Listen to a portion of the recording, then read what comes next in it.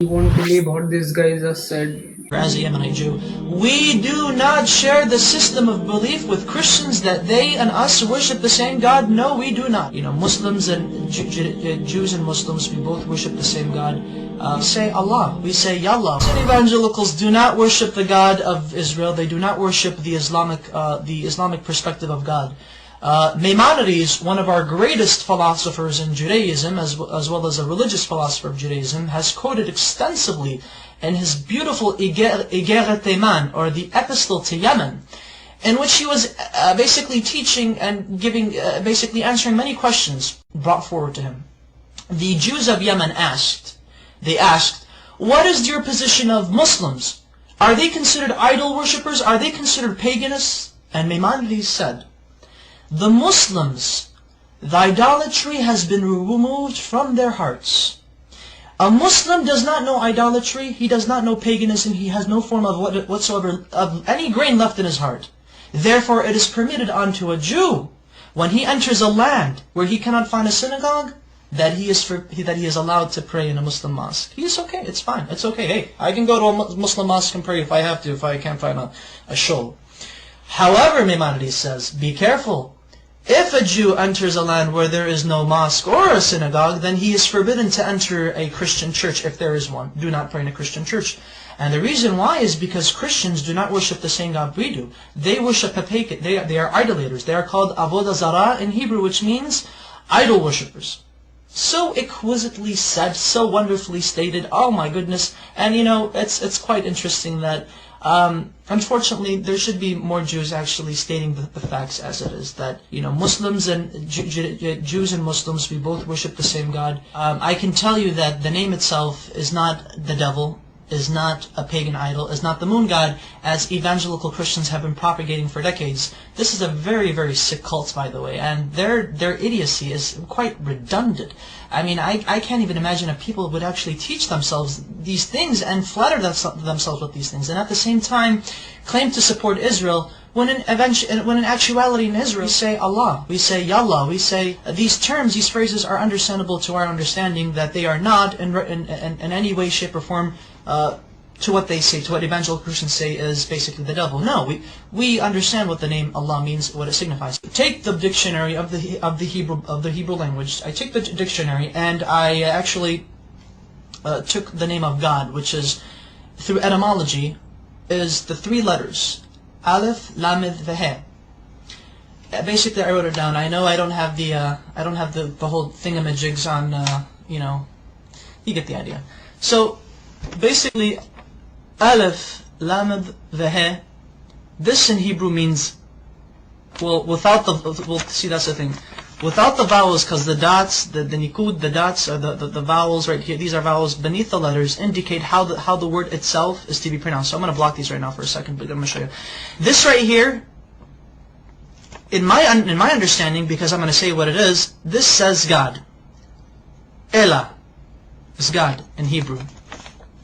Now, with these two right here, with these two vowels, this is the Fatah Sagol, Fatah Sagol. This would indicate that this would turn the word God, which without these vowels it would be God, Elah. Now it would be Olo. Olo. Olo means a curse, an oath, or a covenant. Christian evangelicals love to use this. They like to say, but you see, Allah, with these vowels, indicates that Allah is a curse. Therefore the Muslims are worshipping an evil God who is a curse unto humanity. These evangelical Christians, they're nutcases, they're nutbags. And I took it upon myself further to actually see how they got this idea that Allah, the Arabic name of God, is a curse, and more recently is the devil. I don't know how they do it, but they do it.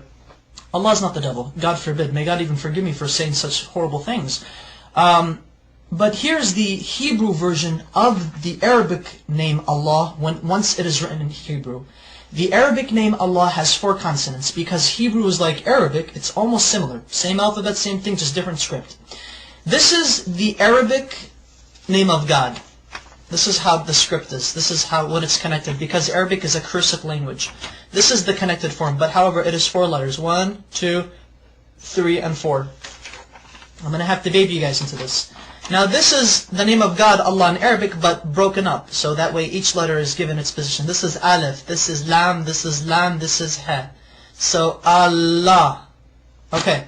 Now this right here, Allah in the Arabic script, this is how it would become rendered in the Hebrew rendition. That way, Allah in Hebrew would be Alif, Lamed, Lamed, He. Okay. Now, how do we get this? Which this right here, this basically means cursed. And the only reason why this means it's cursed, because of these two vowels. There are 7 letters in the Hebrew language that look like this, that have these 3 consonants. There are 7 Hebrew words in the Hebrew language that have these 3 consonants, and they're both the same. How do Hebrew-speaking Jewish people or non-Jewish people know? How do they differentiate? How do they know when a curse means a curse and God means God? Because this right here, without the vowels, this literally means God. This right now I'm just God. It says Ella, Ella. Now with the vowels, it means Ola, which means a curse. This right here. I'm actually going to write down the proper Hebrew name of God with the correct pronunciation. This is how we know. This is how we could tell when God is God, and when the letter represents, or when the word is God, or when the word means curse. Okay. There we go. Notice the symbol, notice the vowels. This becomes A, and this dot right here, the holom, it becomes Alo. Alo. Olo, and Alo. Olo, Alo. Guys see the difference? This right here, though they have the exact same letters, everything is rendered the same thing. However, the use of vowels in the Hebrew language allows us to make distinctions between the understandings of what the words mean, what they imply. This may mean curse, but this at the same time may mean God. Okay, that's fine. In Arabic, God can also be written without using 2 L's. So it could actually be Alif, Lam, the He. So Ilah, which is the exact same thing as Allah. Their understanding of how they approach God is exquisitely the same. We do not share the system of belief with Christians that they and us worship the same God. No, we do not. So help me God. No matter what these crazy evangelical Christians are saying, they're basically nutbags. Whatever they say, they just try to come up with exceeding lies, redundant lies. The type of lies that only a child in the kindergarten could easily make up. Arab Christians, and this is what's also funny, and thankfully I remembered this, because this is what I really wanted to say, and get a load of this, Christian evangelics. Evangelics. I should refer to you guys as evangelics. There are actually 20 million Arab Christians in the Middle East today, as well as the United States, as well as around the world. And Arab Christians and their religious services, and their Sunday services, and Mass, or whatever God frickin' services they have, Arab Christians refer in the Arabic Bible, the Arabic translation of the Bible, they say Allah in reference to God. Now, I would like to ask these evangelicals, what say ye of these people who claim to believe in your Jesus? What say ye to them? Now, are you going to go chase them and say, oh, you're worshiping the devil. The devil is Allah. Just lets you know that classical Arabic is very close to classical Hebrew, biblical Hebrew, as well as classical Aramaic.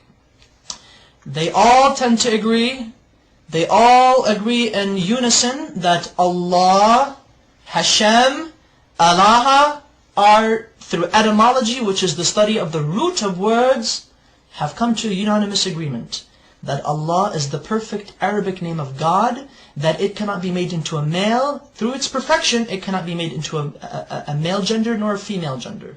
Rather, it is a neutral personification, not personification, but rather a neutral attribute to God. Such wonderful history. Jews and Muslims have the similar concept of God.